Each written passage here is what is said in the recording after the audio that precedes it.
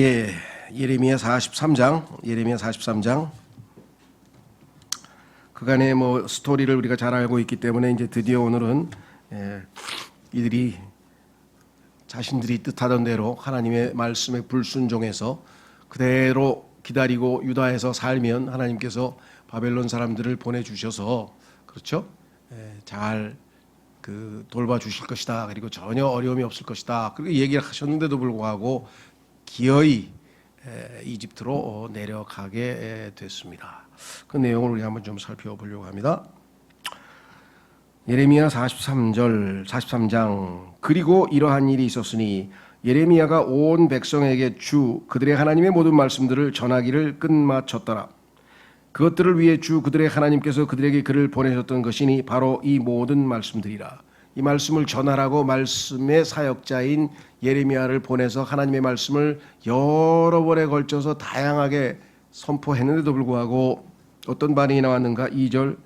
그때 호사야의 아들 아자리야와 카레아의 아들 요하난과 모든 교만한 사람들이 예레미야에게 이같이 일러 말하였더라. 하나님의 예언자에게 뭐라고 대꾸를 했느냐? 내가 거짓되이 말하는도다. 주 우리 하나님께서 이집트에 체류하려고 그곳에 들어가지 말라 고 말씀하시기 위해 너를 보내신 것이 아니니라. 오히려 네리야의 아들 바룩이 우리를 칼데아인들의 손안에 넘어주려고 우리를 대적하여 너를 부추기는 것이로다. 이는 그들이 우리를 사형에 처하고 우리를 포로 들러서 바벨론으로 잡아가려 함이라. 이 사람들은 지금 하나님의 말씀은 싹 무시하고 자기들의 생각을 전합니다. 그게 아니고 이제 바벨론에서 병력이 내려와 가지고 우리를 싹 포로로 잡아가기 위해서 이집트로 가지 말고 도망가지 말고 피신하지 말고 여기서 기다려라. 이렇게 지금 우리를 망하게 하려고 지금 잘못된 이 내용을 선포한 것이다. 예레미야가 아주 하나님의 말씀을 선포한 것이 아니다 하고 지금 저항하고 있는 모습을 지금 보이고 있습니다. 4절. 그렇게 하여 카레아의 아들 요하난과 병력들의 모든 대장들과 온 백성이 유다 지역에서 거하라고 하시는 주의 음성에 순종하지 아니하였더라. 이 땅에 존재하는 모든 인간의 모든 불행들은 이 한 가지에서 결정됩니다. 하나님의 말씀에 어떻게 반응할 것이냐? 그 말씀이 나를 사랑하셔서 나를 위하여서 나의 유익을 위해서 하나님께서 주시는 말씀이라고 믿고 순종할 것이냐? 아니면 자기 생각하고 다르다고 이 핑계 저 핑계를 대서 하나님의 말씀을 멸시하고 무시할 것이냐? 그렇죠? 자, 한번 확인해 보겠습니다. 잠언에도 하나님께서 뭐라고 얘기하냐면 내가 그렇게 너에게 불러세우고 또 부르고 또 불러서 얘기를 했는데 그렇게 거부했다? 오케이. 그러면 네가 나를 그렇게 부르고 도와달라고 할 때 나도 싹 거부해 줄게. 이렇게 말씀하셨어요. 심은 대로 거둔다는 얘기가 바로 이런 거 되겠죠. 하나님도 인격체신데 그렇죠? 자, 잠언 1장에 보시면은요. 24절.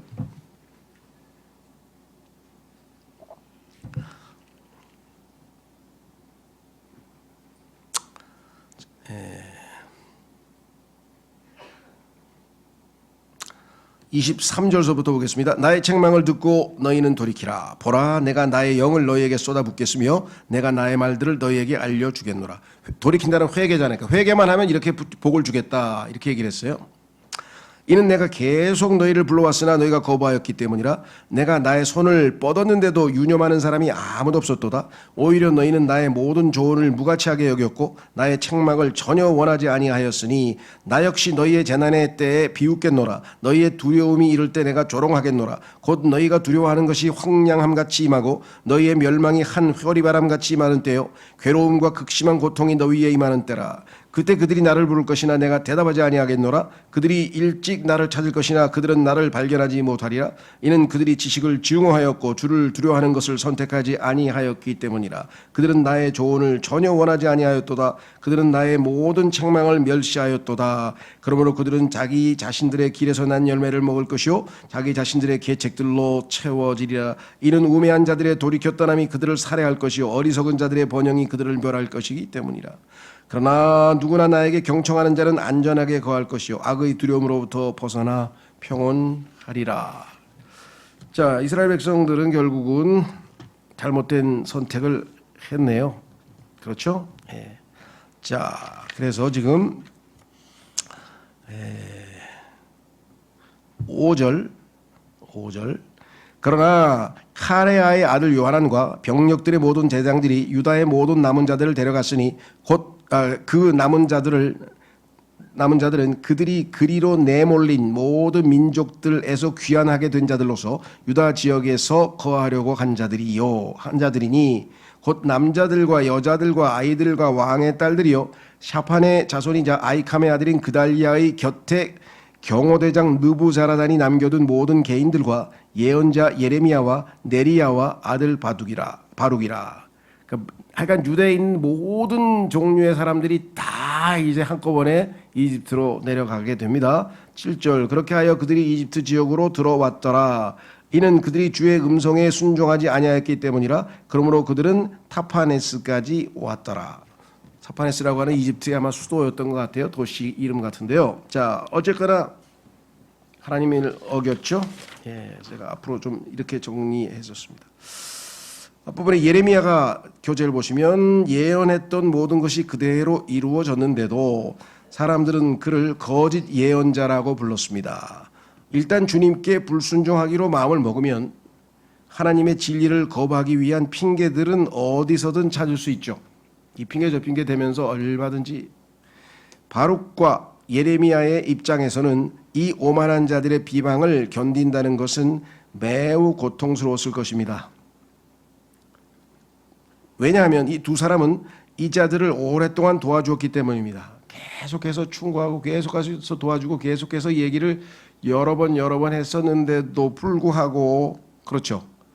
이렇게 끝까지 버텼기 때문에 더더군다나 더 괴로웠을 거예요. 왜? 자기를 도와준 사람인데 이렇게 소위 말하면 뭐 요즘 말로 하면 뒤통수를 치니까 너무나 더 괴로웠겠죠. 예. 예수님께서 취급받으신 그대로 예레미야도 그분의 순환들의 교제를 체험하고 있군요. 자, 요 그분의 순환들의 교제 이것은 신약성경 빌립보서 3장에 나오는 말씀인데요. 한번 보겠습니다. 빌립보서 3장에 가면 우리가 예수 그리스도를 따르는 길에 많은 예수님이 겪은 순환들을 우리가 공동으로 체험한다. 그래서 그것을 교제라 그랬어요. 예수님의 순환들의 교제. 빌립보서 3장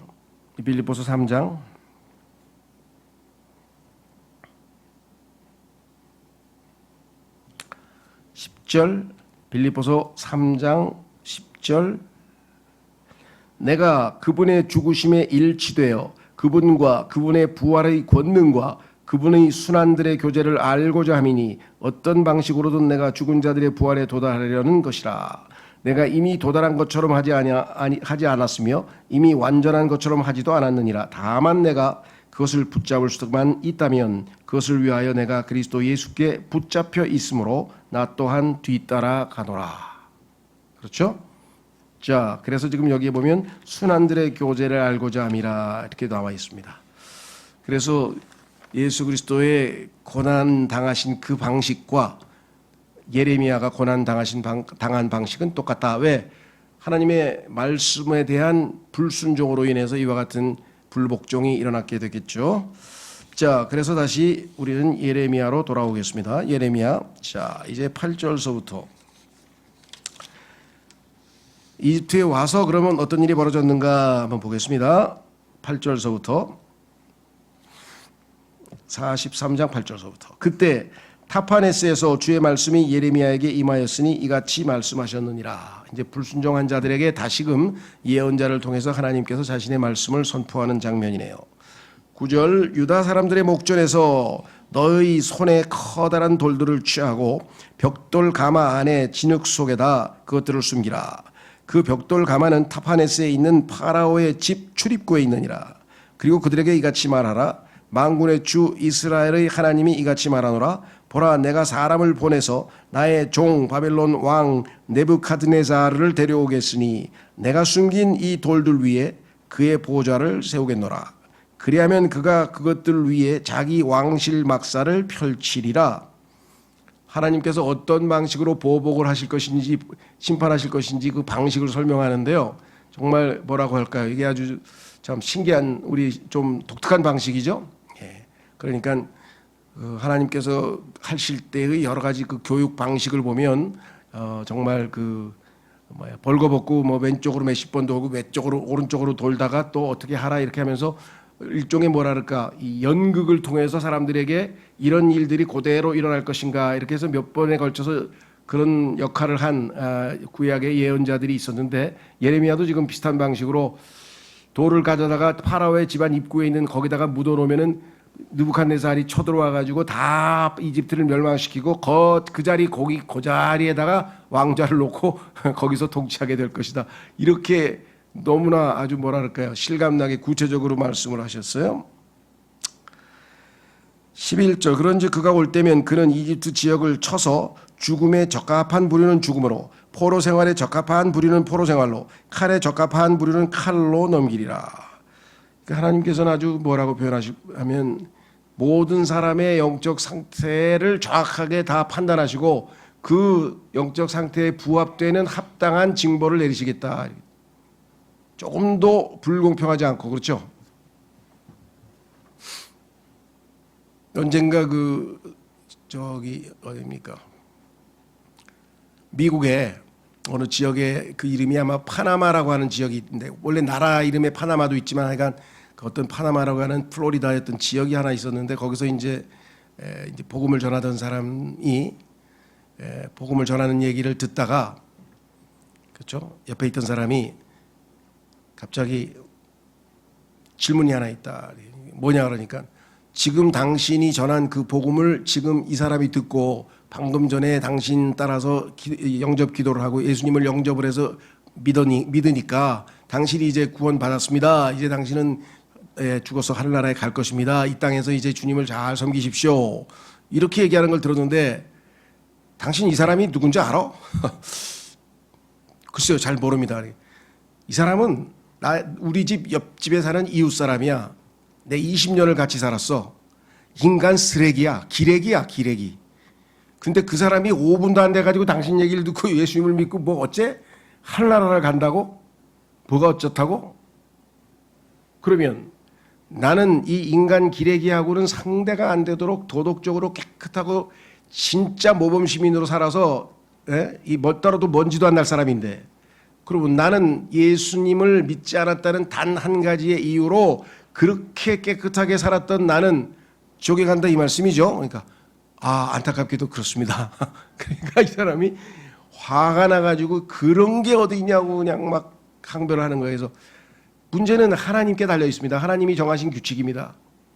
하나님께서는 모든 사람이 죄를 지어서 하나님의 영광에 이르지 못하니까 이 사람이나 당신이나 똑같이 하나님의 영광에 이르지 못한 것은 똑같습니다. 근데 이 사람은 하나님께서 그러면 내 손을 내밀 테니까 내가 내 손 잡고 올라와. 그걸 하늘로 올라갔는데 당신은 필요 없어요. 나는 당신 필요 없어요. 하고 지금 손을 안 잡았잖아요. 그건 나보고 어떡하라고? 한 가지 위안의 말씀은 드릴게요. 그 얘기는 뭐냐? 당신 동네에 당신보다 훨씬 형편없이 산 사람들인데 그 사람들 예수 안 믿은 사람 있죠. 그러니까 많죠. 그 사람들보다는 지옥에 가서 조금 괜찮은 자리에 앉으실 거예요 아마. 왜? 하나님께서는 그것까지 다 계산하십니다. 공평하신 분이기 때문에 당신이 그래도 이 땅에서 참 상당히 훌륭하게 살았기 때문에 지옥에서는 그래도 상좌에 좀 앉으실 텐데 다른 사람들보다는 그래도 어쩔 수 없어요. 하나님 내미신 손인 예수 그리스도를 영접 안 했으니까 그렇게 얘기를 했다. 그러니까 무슨 얘기를 하고 싶으냐면은 사람들이 어떻게 나하고 그 사람을 똑같이 취급하느냐. 똑같이 취급 안 해요 하나님. 다 계산을 여기 있잖아요. 칼에 적합한 사람은 칼, 여기 포로에 적합한 사람은 포로, 그 다음에 죽음에 적합한 사람은 죽음. 다 정확하게 맞는 심판을 다 해주실 것이다. 여러분들도 억울하게 생각하지 마세요. 야, 지금 똑같이 신앙생활 했는데 왜 저 사람은 저렇게 일이 잘 풀리고 나는 이렇게 일이 안 풀릴까? 그렇게 생각하면서 고민하실 필요 없고요. 하늘나라에 가면 상급이 어떻게 될지는 아무도 모르는 거니까, 그렇죠? 예, 그래서 여기 지금 아주 이걸 읽으면서 야, 하나님께서 정말 우리를 정확하게 다 알고 계신가 보다. 누가 어디에 해당하는지 정확하게 다 알고 계시잖아요, 그죠? 예, 죽음, 포로, 칼. 12절. 그리고 내가 이집트 신들의 집안들 안에 불을 붙이겠노라. 너희가 이집트의 신들이 뭐 너희 좀 도와줄 줄 알고 뭔가 의지하고 내려온 모양인데 이건 아무것도 아니다 이거죠. 그리하면 그가 그것들을 태울 것이요 그들을 포로들로 잡아가리라. 그는 마치 목자가 자기 의복을 입고 있는 것 같이 이집트 지역으로 자신을 차려입을 것이요 그는 평안 가운데서 거기서부터 나아가리라. 느부갓네살이죠. 그는 이집트 지역 안에 있는 벳셰메시의 형상들도 깨뜨릴 것이요 이집트인들의 신들에 속한 신당들도 그가 불로 태우리라. 그들이 의지하려고 왔던 모든 것들은 다 심판의 대상이 될 것이다. 이렇게 얘기를 했어요. 그러니까 미래의 모든 것을 다 아시는 하나님께서 이집트에 내려가 봐야 아무 소용도 없고 더 멸망을 받을 테니 내가 보호하마 그잖아요. 하나님께서 내가 유다 땅에 너희가 있어. 느부갓네살이 내려왔어. 근데 너희는 다 지켜 보호해줘. 절대로 포로로 끌려가거나 죽지 않아. 내 말대로 믿고 가만히 기다려. 이렇게 말씀을 하셨는데 하나님 말씀 대신에 자신들의 견해를 따른 그 인간들이 겪는 참 정난한 모습. 자, 여기서 제가 한번 마지막 정리를 하면요. 하나님의 최후 통첩은 이집트를 향한 그들의 여정은 죽음의 행진이 될 것이라는 것이었습니다. 이집트로 가면 죽는다.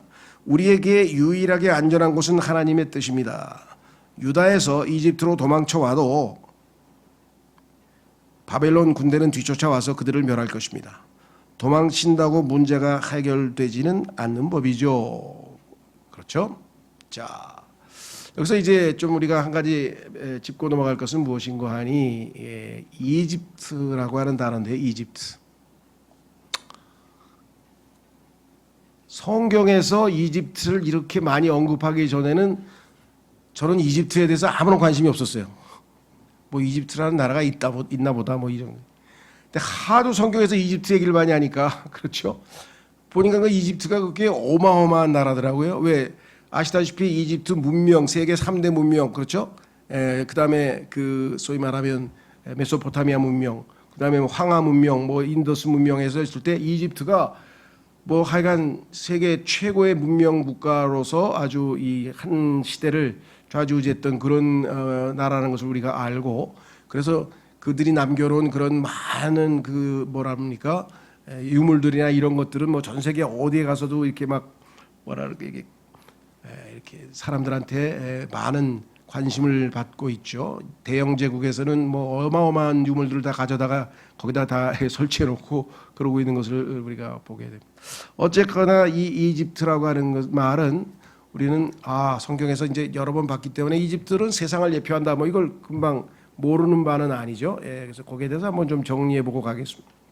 이집트는 세상을 예표하는데 처음에 어디서 등장하는가? 창세기 12장에 처음 등장합니다. 이집트라고 하는 나라가. 자, 창세기 12장 9절로 한번 가보겠습니다.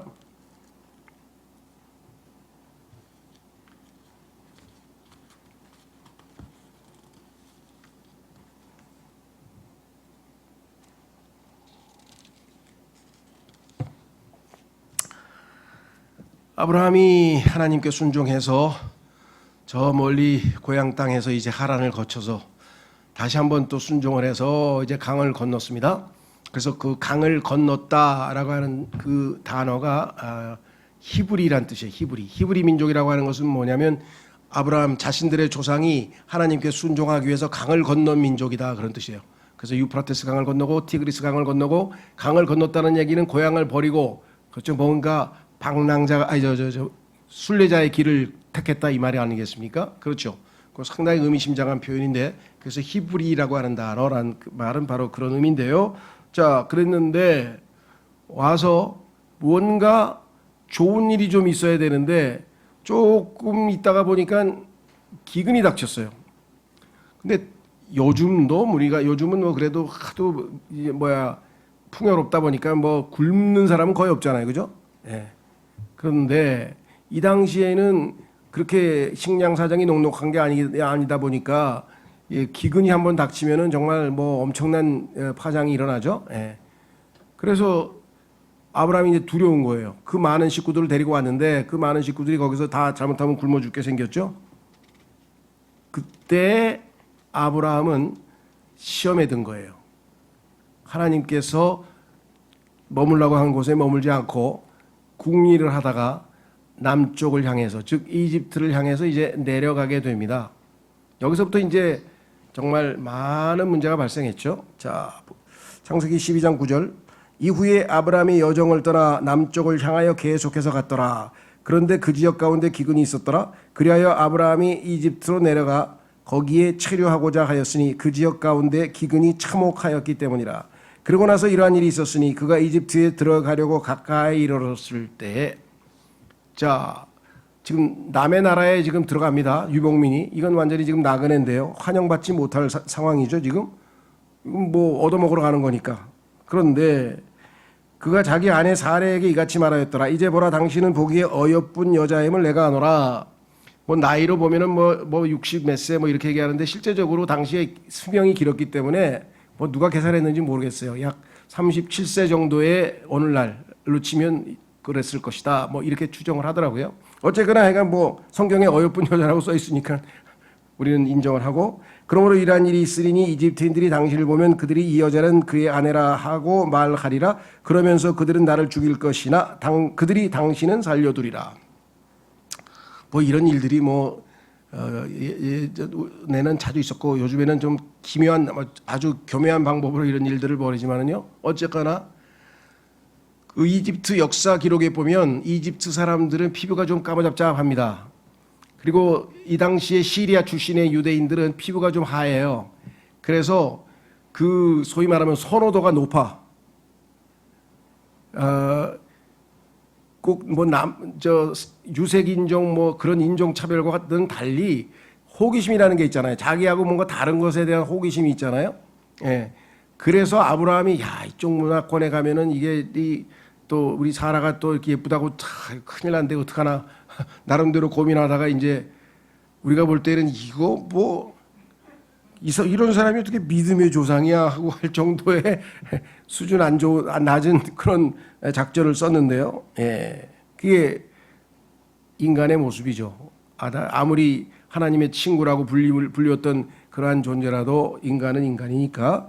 자, 그래서 이런 짓을 했고요. 그 밑으로 내려가면은 여러분 잘 아시는 것처럼 이는 내가 당신으로 인하여 잘되고 나의 혼이 당신으로 인하여 살려 함이라.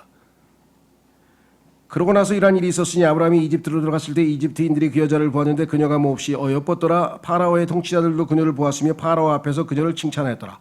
아이고, 하여간 정말 하얗고 뽀얀 여자가 하나 왔습니다.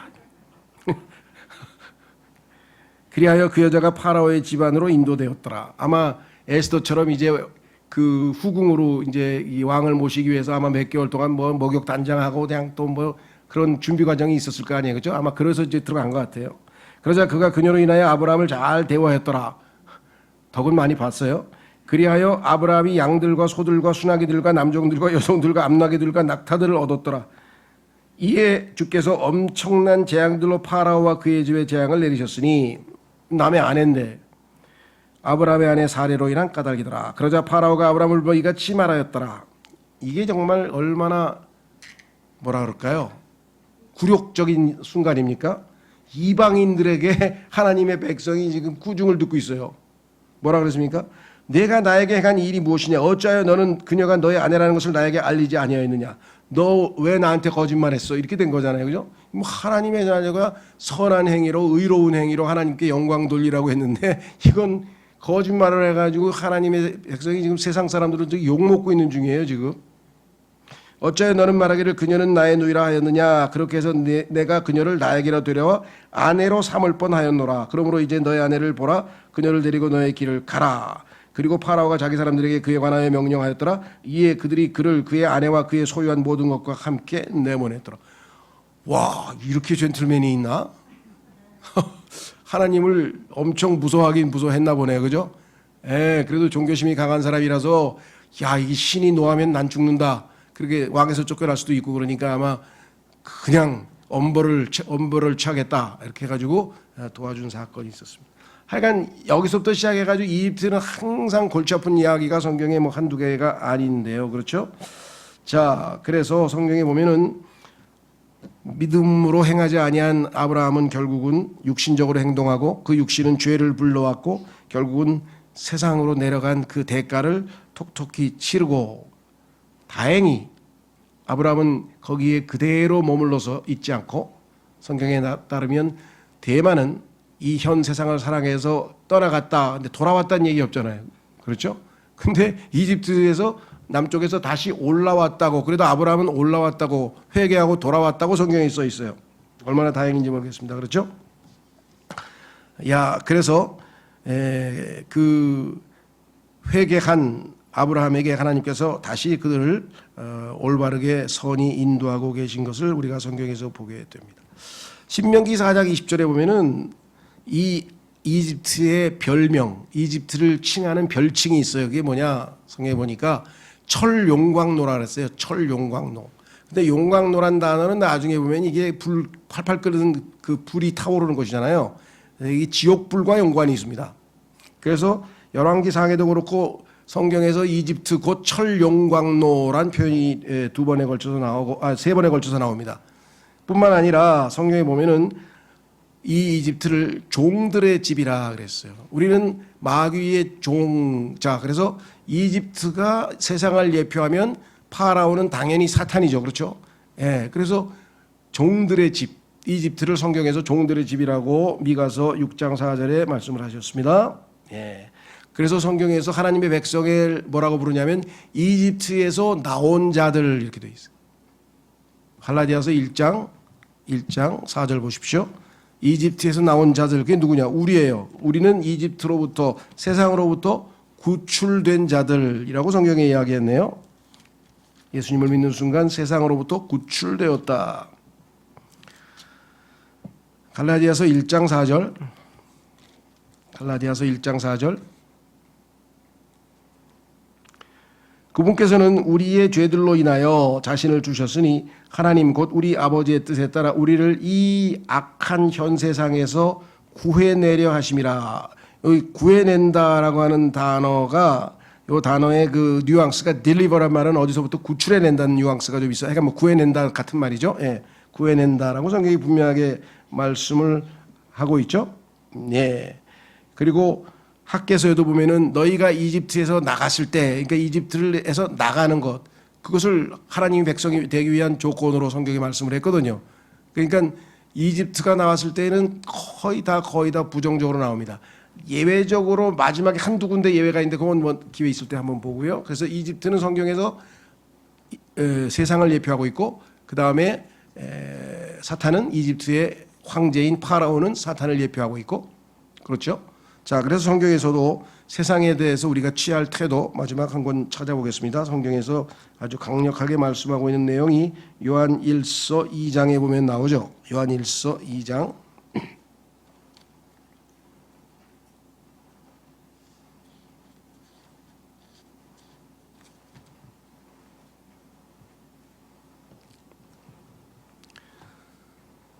자, 요한일서 2장에 가면은 15절에, 요한일서 2장 15절에 이렇게 써 있습니다. 세상을 사랑하지 말고 세상 속에 있는 것들도 사랑하지 말라. 누구든 세상을 사랑한다면 아버지의 사랑이 그 안에 있지 아니하니라. 이는 세상 속에 있는 모든 것이, 예외 없이 이 세상에 있는 모든 것은 이 세 가지 카테고리에 다 포함됩니다. 분류를 다 해보면 이 세상에 있는 것은 이 세 가지로 딱 나눠지는데요. 육신의 정욕이요, 안목의 정욕이요, 인생의 자랑이니 아버지께 속한 것이 아니요 세상에 속한 것이기 때문이라. 그런즉 세상과 세상의 정욕이 사라져 버리느니라. 그러나 하나님의 뜻을 행하는 자는 영원토록 거하느니라. 자, 그래서 우리는 세상의 구성 요소가 이 세 가지인데요. 이 세 가지가 바로 아담이 시험 받았던 내용이죠. 그렇죠? 물론 이브가 시험 처음에 당했죠. 딱 보는 순간 먹음직하고 먹기에도 좋고 보기에도 좋고 그 다음에 지혜를 줄 만큼 탐스럽다. 그러니까 이 세상에서 가장 좋은 것 세 가지를 가지고 마귀가 계속해서 지금까지 똑같은 방식으로 사람들을 미혹하는데 효과 만점이에요. 효과 만점. 그래서 아직도 전략을 안 바꾸고 똑같은 전략을 쓰는 거예요. 아담에게 통했던 게 오늘날 이 땅에 존재하는 모든 아담의 후손에도 다 통하는 거예요. 다만 예수 그리스도를 세상보다 더 사랑하는 그리스도인들에게는 안 통해요. 그래서 여기서 예수 그리스도를 더 사랑하느냐 아니냐 여기에 달려 있는 거죠. 그렇죠? 아버지의 사랑이 거기에는 없다 그랬잖아요. 그래서 어떤 것이 더 귀중하고 좋은 것인지를 안다면 우리가 여기서 벗어나야 되겠죠. 그래서 이집트를 선택한 이스라엘, 이집트를 선택한 하나님의 자녀들 얼마나 많습니까? 우리도 하루에도 셀 수도 없이 자주 뭐예요? 이 세 가지가 계속해서 우리의 마음을 흔들어 놓죠. 그래서 우리가 주님께서 말씀하신 것처럼 시험에 들지 않게 깨어 기도하게 해달라, 기도하라고 말씀하셨을 때 결국은 예수님은 이 세 가지 미끼를 다 마태복음 4장, 누가복음 4장에 보면은 이 세 가지의 미끼를 던진 마귀를 기록되었으되 하고 하나님의 말씀으로 성령의 칼로 세 번에 걸쳐서 기록되었으되 그러면 예수님께서 기록되었으되에서 물리쳤다면 여러분 가정 어떤 방식으로 해야 되겠어요? 그 방법 이외에는 마귀를 이길 수 있는 방법이 없어. 제일 안타까운 게 순복음교회 분들, 훌륭하신 분이긴 한데 마귀가 이렇게 유혹을 하잖아요. 그러면 기록되었으되 하고 성경으로 딱 물리치면 끝나는데 갑자기 이를 꽉 깨물면서 이 마귀놈 시키 물러라 막 소리를 지르고 막 예수 이름으로 그가 밤낮에도 안 돼요. 마귀가 두려워하는 것은 하나님의 기록된 말씀의 권능이에요. 예수님께서도 기록되었을 때 마귀가 물러가 버렸다고 성경에 써 있잖아요. 그렇죠? 그러니까 그분들의 그 안타까움, 그러니까 하나님께서 왜 가르쳐 주신 방법을 안 쓰냐 이거. 막 마귀가 근심 걱정 막 온갖 스트레스도 지금 막 너무 근데 갑자기 성경에 뭐라 그랬습니까? 염려로 가득 차지 말라. 그럼 하나님께서 말씀하시는 그 말씀이 탁 들려왔어요. 그래서 뭐예요? 염려를 탁 내려놓고 하나님의 말씀에 음성에 기울이기 위해서. 그 다음에 뭐라고 되냐니까 하나님께서 감사함으로 너의 요청할 것을 아뢰라.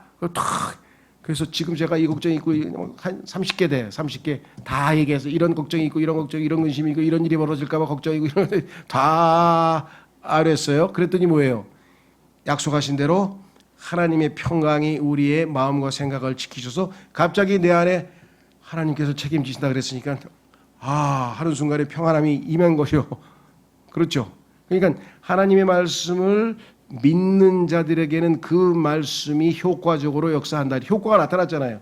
말씀대로 내 마음과 생각이 편안해졌잖아요. 근데 그 순간에 아니야 이건 너무 많아. 근심이 안 돼. 자기 혼자 막 그 머릿속으로 막 이 씨름씨름 하다가 결국은 하나님의 말씀을 무시해버리면 그럼 하나님 뭐가 되는 거예요? 그렇죠? 신앙생활을 의외로 간단해요. 선택이에요. 내 머릿속의 생각을 믿느냐 마귀가 넣어준 하나님의 약속의 말씀을 믿느냐. 그렇죠? 똑같이 2인실에 있어. 똑같이 암이야. 말기 암이야. 똑같이 한 달 남았어. 근데 한 사람은 화내, 밝어. 왜? 주님이 딱 한 달 있으면 주님을 만나러 가겠네. 아유 내가 얼마나 좋을까. 그러고 지금 기다리고 있어. 하나님의 말씀을 붙들고. 그렇죠? 그 생각이 주님께 머물러 있는 자, 그에게 하나님께서 완전한 평강으로 지키신다는 이사야서 26장 3절 말씀을 조용히 묵상하고 있는 거야. 그래서 딴 생각 안 해. 생각이 주님께 머물러 있어야지. 딴 데 의사, 암, 친구, 어머니, 남편, 나 죽으면 어떡하지? 나 죽으면 저 사람들 어떻게 살지? 그 걱정을 왜 해요? 그건 자기들이 알아서 살겠지. 그렇잖아요. 하나님 뭐라 했어요? 주님에게 생각을 머물게 하라 그랬잖아요. 주님께서 정말 딱 적절한 시기에 나를 부르시는구나. 내 자녀들과 내 모든 이 남아있는 사람들을 위해서 내가 하루에 한 사람들씩 위해서 열심히 기도해야 되겠다. 그리고 나를 찾아오는 사람에게 참 내가 간증을 하든. 그렇죠? 그러니까 생각이 주님께 머물러 있는 사람은 화평한데 이쪽 사람은 가만 있어봐.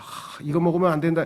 또 어떤 사람이 그러는데 뭘 먹으면 더 좋다. 그거 먹어볼까? 아니야, 이게 아니야. 이거 먹어야지. 저거 먹어야지. 이렇게 머릿속으로 밤낮 어떻게 하면 이 병을 나을까 그 방법을 연구하고 그 생각만 하고 있는 사람은 점점 더 불안해지는 거예요.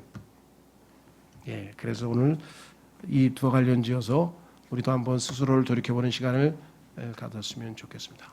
다 같이 오늘 말씀에 대해서 묵상하시면서 기도하겠습니다.